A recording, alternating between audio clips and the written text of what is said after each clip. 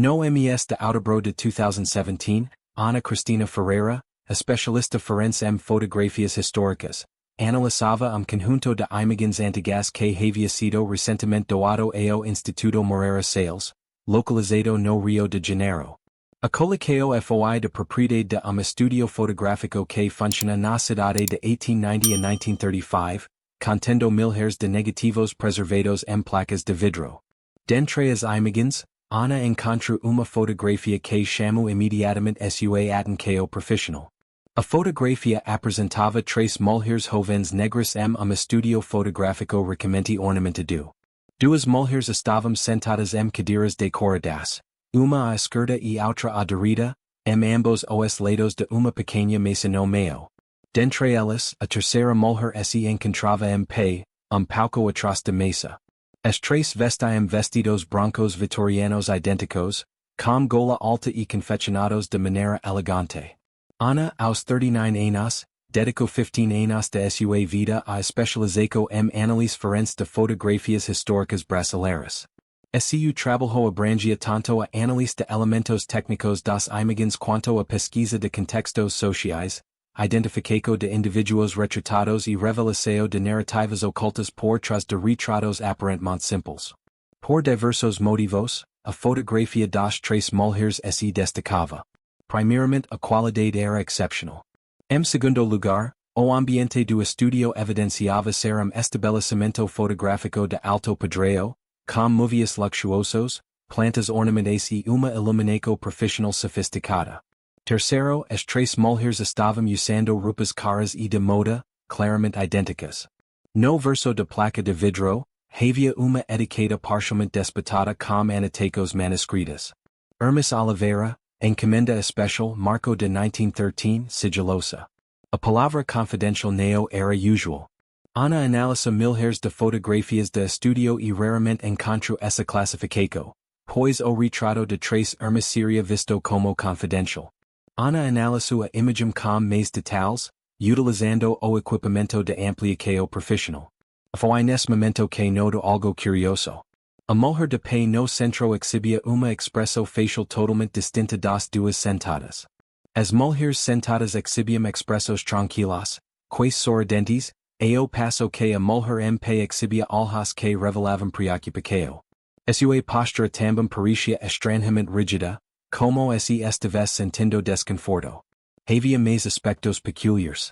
Na fotografia, as sombras não apresentavam consistência. A mulher em pé estava sob uma iluminação que vinha de ângulo ligeiramente diferente da iluminação que incidia sobre as duas mulheres sentadas. E havia algo na maneira como a mulher estava posicionada em pé, como se não estivesse completamente à vontade. Se você está curioso sobre este enigma e deseja desvendar o segredo que esta fotografia guarda, inscreva-se no canal e ative as notificações. Emita nos comentários de onde você está assistindo. Sua localização me auxilia na produção de conteúdo cada vez mais pertinente para você. Ana tinha consciência de que precisava fazer uma investigação mais aprofundada. Ela inicia sua busca por outras fotografias do mesmo estúdio na colocao, com o objetivo de contextualizar e identificar possíveis padrões. Descobriu várias fotografias de famílias brasileiras de elite feitas no mesmo estúdio entre 1890 e 1920. A maior parte retratava famílias brancas abastadas, porém havia também diversas fotografias de pessoas negras. Além disso, essas imagens possuíam características peculiares que concorreram a criar padrão intrigante. Em muitas dessas fotos de pessoas negras, havia annotações semelhantes no verso das placas. Encomenda especial, confidencial e uso restrito.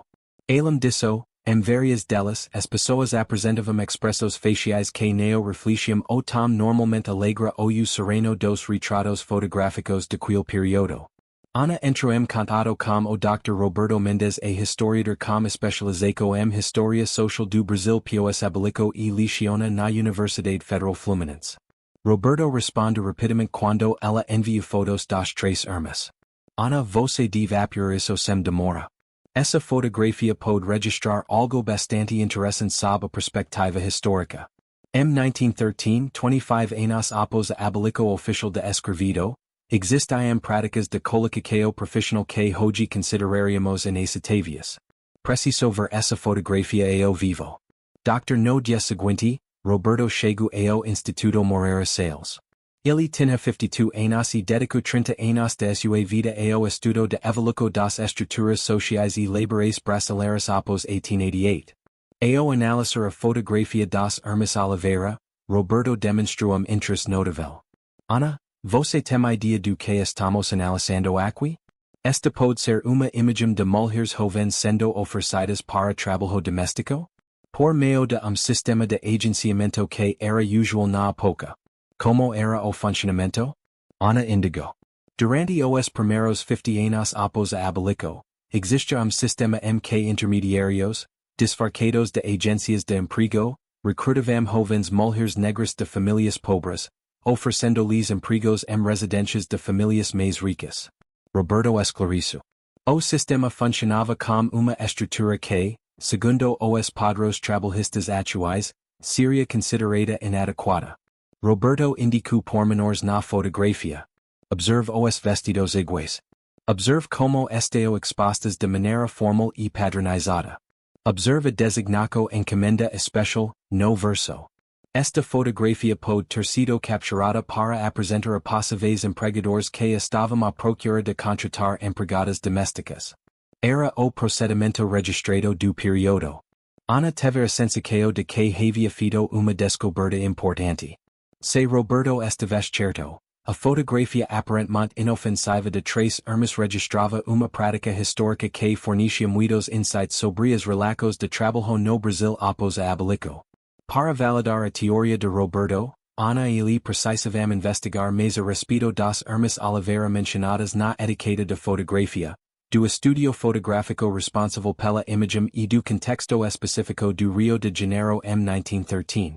Ana inicia sua pesquisa pelo estudio fotográfico. Os registros comerciais mostravam que estudio conhecido como fotografia moderna havia pertencido fotógrafo português chamado Antonio Cardoso, que administrou o empreendimento de 1890 a 1935. O estudio estava situado em endereço de prestígio na Rua do Ouvidor, uma área comercial de alto padrão no Rio de Janeiro. Ana descobriu algo significativo. Antonio Cardoso, além de seu negócio de fotografia, foi socio de uma empresa chamada Agência de Colocação Doméstica Silva Cardoso, que funcionava no mesmo local. Conforme anuncios veiculados em jornais da época, a agência prestava serviços de recrutamento de empregadas domésticas para diversas famílias. Anúncio publicado no Jornal Gazeta de Notícias em 1912 dizia: Agência Silva Cardoso, especializada na colocação de empregadas domésticas, com uma ampla seleção disponível e fotografias disponíveis mediante solicitação. Ana repetiu o anúncio para Roberto.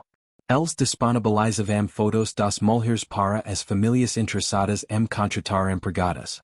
Roberto concordou com a cabeça. Era o costume do período. As agências registravam visualmente as candidatas a empregos domésticos. Ana descobriu documentos que indicavam que a agência Silva Cardoso havia sido objeto de investigação por autoridades em 1920, em razão de dúvidas sobre suas práticas operacionais. A apuração havia sido encerrada sem chegar a conclusões definitivas.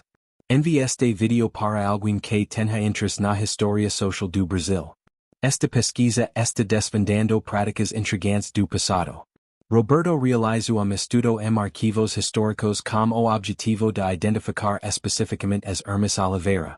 Ele descobriu registros de várias famílias com o sobrenome Oliveira no Rio de Janeiro em 1913, por identificar as pessoas específicas na fotografia e mostrou desafio. No entanto, Roberto descobriu documentos esclarecedores sobre sistema mais abrangente. Relatórios de organizações de assistência social da época descreviam como jovens mulheres eram recrutadas para trabalho doméstico. Relatório de 1915 da Sociedade de Proteção aos Desvalidos afirmava: agentes de colocação doméstica percorrem regiões rurais e urbanas de baixa renda em busca de famílias com filhos jovens. Apresentam ofertas de emprego em residências de famílias na cidade. As jovens são direcionadas para cargos em residências urbanas. O relatório prosseguia. Quando esteo sob orientaco dos agentes, as jovens são fotografadas, apresentadas de forma apropriada e encaminhadas a possíveis empregadores. As fotos são compartilhadas entre famílias que procuram empregadas domésticas. Roberto explicou a Ana que se tratava de sistema estruturado de colocação profissional. Funcionava dentro de estruturas que hoje consideraríamos inadequadas. No arquivo fotográfico, Ana descobriu mais provas.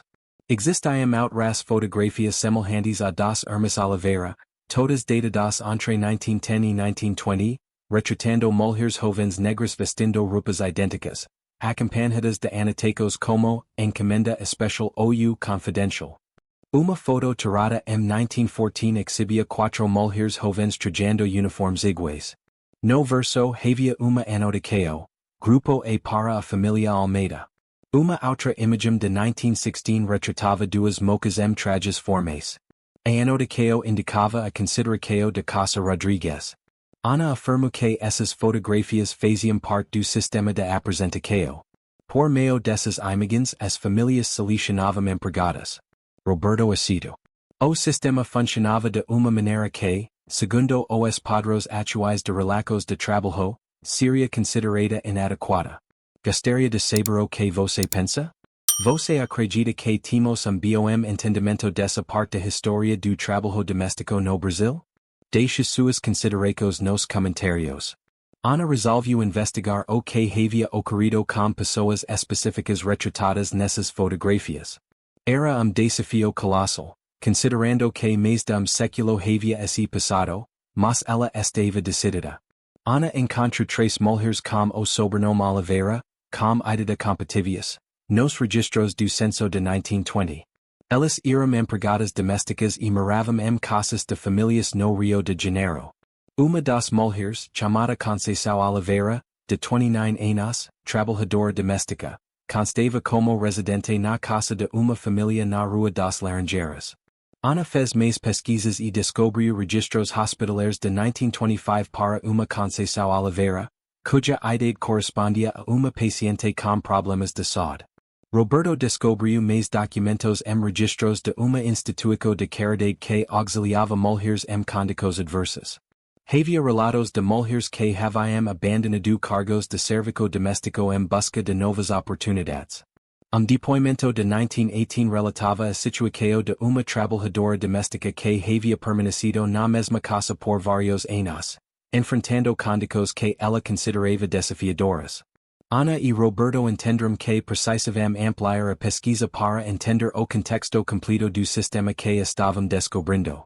Não se tratava apenas de três irmãs em uma fotografia, mas de prática mais abrangente de colocação doméstica no Rio de Janeiro e, possivelmente, em outras cidades brasileiras da época.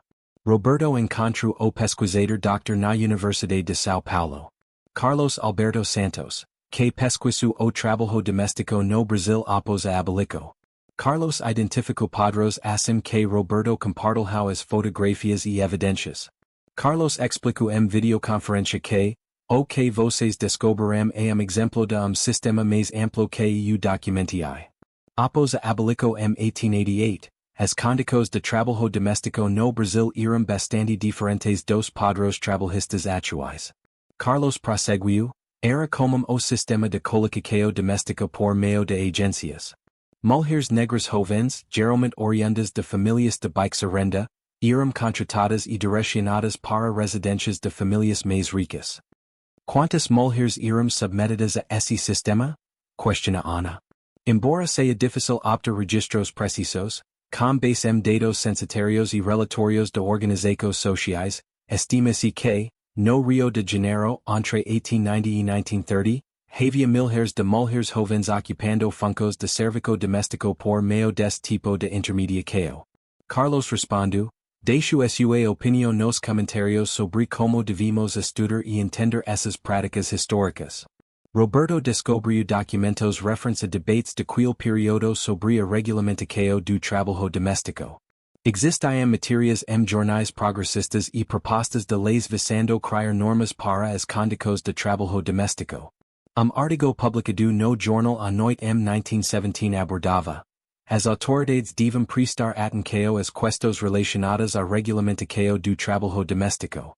É preciso estabelecer estruturas mais claras para condições de trabalho, horários e salários.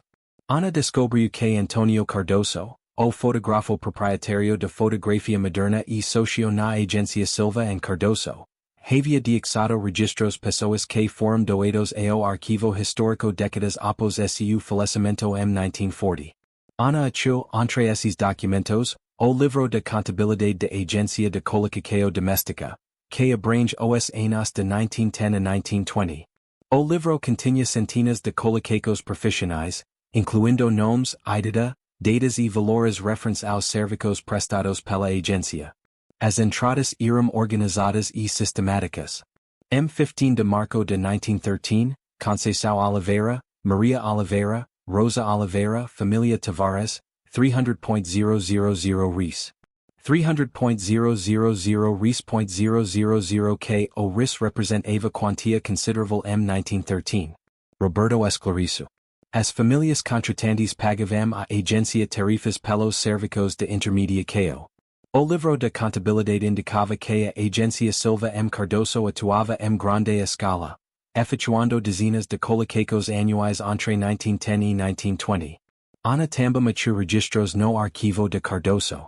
Havia cartas de famílias com comentários sobre funcionários que haviam contratado por meio da agência.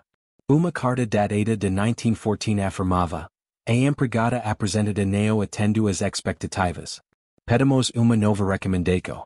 A resposta de Cardoso, mantida em cópia, afirmava: providenciaremos nova indicação. Como solicitado, a investigação revelou sistema de intermediação profissional que funcionava dentro das estruturas da época, as que diferiam significativamente dos padrões trabalhistas que foram estabelecidos mais tarde no século XX. Ana estava ciente de que ainda havia uma questão crucial. O que exatamente acontecia com as três irmãs Oliveira na fotografia de 1913.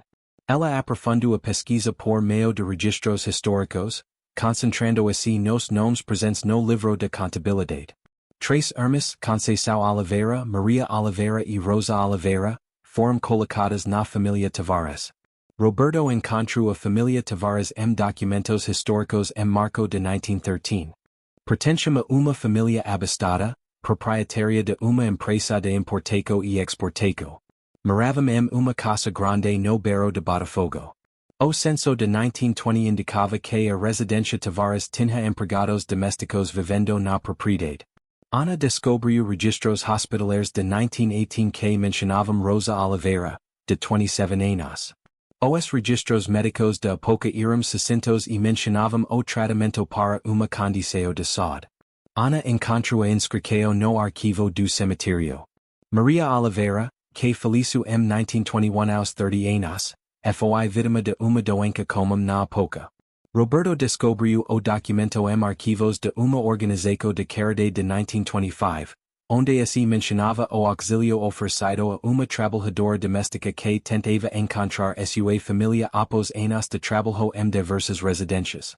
Registros complementares da mesma instituição de 1926 indicavam que Conceição Oliveira havia sido reunida com Rosa Oliveira e que ambas estavam recebendo apoio para se estabelecer de maneira autonoma.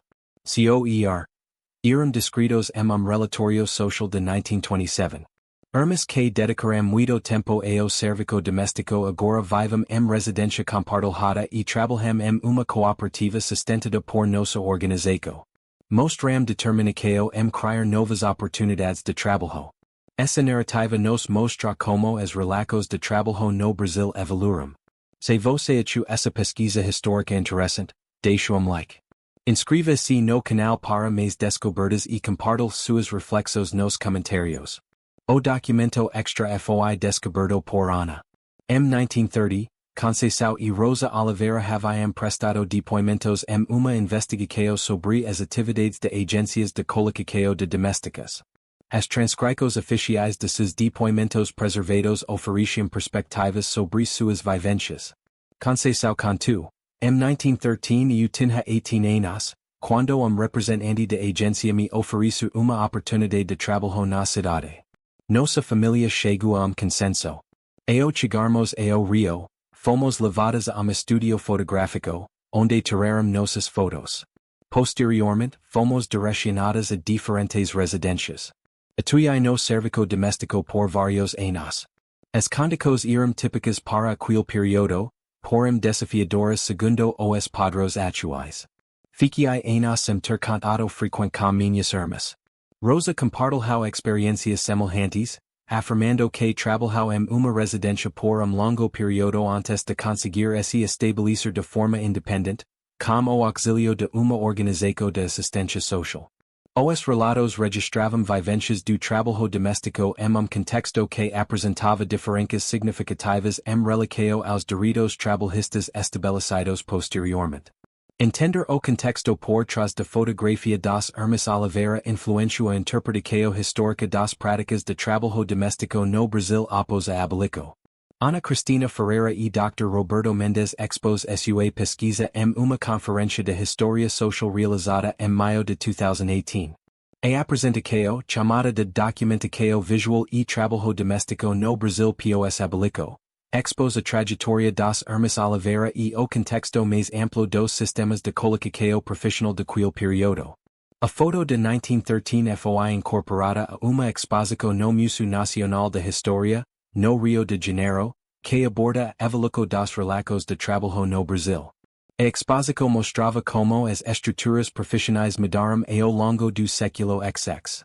Os visitantes da exposição mostram interesse em aprender sobre práticas do passado e como elas diferiam dos padrões atuais. Muitos deixaram comentários refletindo sobre a evolução dos direitos trabalhistas. A pesquisa motivou investigações complementares acerca da história do trabalho doméstico no Brasil. Em 2019, o professor Carlos Alberto Santos lançou livro sobre trabalho doméstico e sua evolução histórica, registrando as mudanças na regulamentação e nas condições deste trabalho ao longo do século XX. O caso das irmãs Oliveira exemplifica métodos de colocação profissional que funcionavam dentro das estruturas da época, as quais diferiam consideravelmente dos padrões trabalhistas que foram estabelecidos posteriormente. Carlos se comunicou com os descendentes das irmãs Oliveira, e a descoberta resulta no reconhecimento da história da família. Foi possível encontrar bisnetos de Conceição Oliveira residindo no Rio de Janeiro. Marcia Oliveira Santos, bisneta de Conceição, esteve presente na inauguração da exposição no Museu. Conceição minha bisavó vivo 1962 explica Marcia. Ela pouco falava sobre sua juventude, mas de vez em quando mencionava que, ao vir para a cidade pela primeira vez, havia trabalhado como empregada doméstica. É significativo ver essa fotografia e aprender sobre como minha bisavó e suas irmãs foram enviadas para trabalhar por meio do sistema de agenciamento da época. Marcia prosseguiu. Conceição, assim como Maria e Rosa, Maria ser recordada. A exposição contou com uma sessão dedicada a Conceição Maria e Rosa Oliveira, na qual suas histórias foram apresentadas com respeito. Os painéis não só detalhavam suas experiências, mas também as situavam dentro de contextos históricos mais amplos. O trabalho de Ana e Roberto contribuiu para o debate sobre a forma como o Brasil entende o período pós-abolição. Recursos educacionais concorrem a incorporar mais informações sobre como a evolução dos direitos trabalhistas foi processo gradual que se desenvolveu ao longo de várias décadas. Ana Cristina Ferreira afirma que a pesquisa amplia sua percepção de fotografia como registro histórico. Fotografias históricas narram histórias que transcendem o que é visível à primeira vista. Ela ponderou. Embora a fotografia das irmãs Oliveira parecesse retrato comum, ela registrava acontecimento histórico importante. Dr. Roberto Mendes amplia seu estudo sobre trabalho doméstico para abranger comparações com a época atual. Analisar a evolução histórica das relações de trabalho contribui para a compreensão do desenvolvimento dos direitos trabalhistas e das regulamentações atuais. O Museu de História Nacional ainda exhibe a fotografia de 1913. Visitantes têm a oportunidade de visualizar não apenas imagens, mas também o contexto, depoimentos de Conceição e Rosa, registros de agência e documentos que expõem as estruturas da época. A placa próxima à fotografia exhibe os nomes, Conceição Oliveira, Maria Oliveira e Rosa Oliveira. Esta imagem, capturada em março de 1913, registra três irmãs que foram enviadas para trabalho doméstico por meio de sistema de agenciamento profissional típico daquele período. Maria morreu no ano de 1921. Conceição e Rosa se encontraram em 1926 e, em 1930, compartilharam relatos de suas vivências, contribuindo para o debate sobre a regulamentação do trabalho doméstico. Conceição Oliveira viveu o ano de 1962, atingindo a idade de 67 anos. Depois de se estabelecer de maneira autonoma em 1925, ela trabalhou em cooperativa, casou-se em 1932, teve dois filhos e participa de debates sobre a melhoria dos condições de trabalho para empregadas domésticas. Rosa Oliveira viveu em 1958, dedicando-se posteriormente à luta pelos direitos dos trabalhadores. As vidas das irmãs Oliveira, caracterizadas por suas vivências e pela determinação de promover mudanças, transformaram-se em exemplos de evolução histórica da consciência dos direitos trabalhistas. Esta é a história da fotografia que registra uma prática histórica de grande importância. Trata-se da história de três irmãs, cujas vivências expõem bastante sobre as estruturas sociais e laborais do Brasil após a abolição. A história nos ensina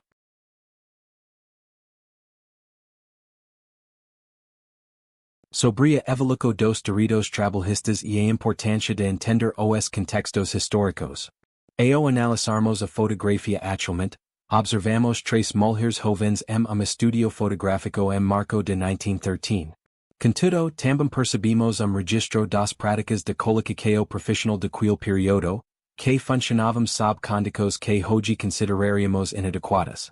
Observamos testemunho de período significativo na evolução dos relatos de trabalho no Brasil. A fotografia persiste. Esse o contexto foi agora exposto. Conceição, Maria e Rosa Oliveira nos observam a partir de mais de século, três irmãs registradas em momento que marcou a transição em suas carreiras, parte de uma história mais abrangente sobre a evolução do trabalho, direitos e regulamentos no Brasil do século XX.